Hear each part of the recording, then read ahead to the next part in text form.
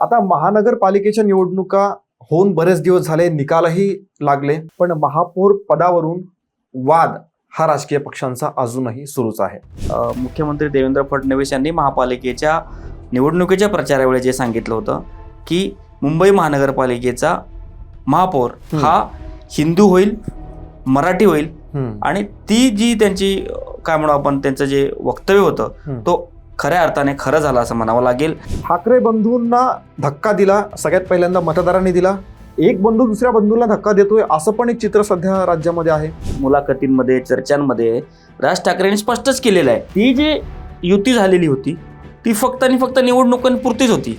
तर निवडणुका झाल्या, आता पुन्हा मग दोघांच्या वेगवेगळ्या वाटा आहेत. पक्ष केवळ भाषणाने किंवा आपल्या वक्तृत्वाने चालत नाही, तर त्याच्यासाठी संघटना लागते, ऑर्गनायझेशन लागते.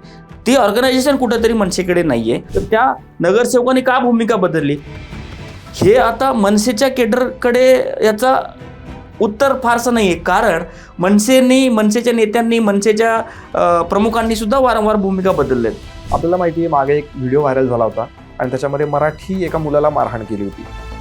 म्हणजे या मनसेच्या या भूमिकेबद्दल काय सांगाल तुम्ही? मनसे असेल, शिवसेना असेल, यांची ही राजकारणाची स्टाईलच राहिलेली आहे. तोडफोड, मारहाण. मनसेकडे युनिक मुद्दा एकच होता, तो होता म्हणजे मराठीचा. आता मराठीच्या मुद्द्यावर किती वर्ष चालणार? राज ठाकरे असो किंवा मग अमित ठाकरे असो, तर त्यांना त्यांची स्ट्रॅटेजी बदलण्याची गरज नाहीये का?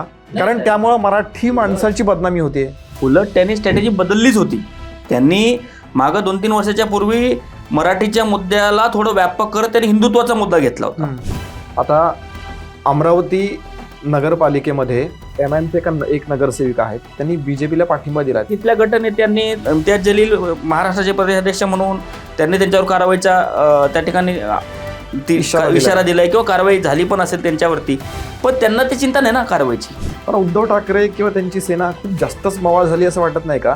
50च्या वर जागा लढून सुद्धा तुम्हाला फक्त 6 जागा येतात आणि MIMला 8 जागा येतात. पण काय MIM त्यांच्यापेक्षा मोठा पक्ष झाला ना.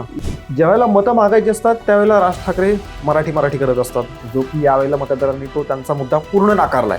पण मग त्याचा राग मनात आहे की काय माहीत नाही. मराठी आतापर्यंत परप्रांतीयांना मारहाण होत होती, आता ते सगळं मराठी माणसांवरती येऊन ठेपलेलं आहे.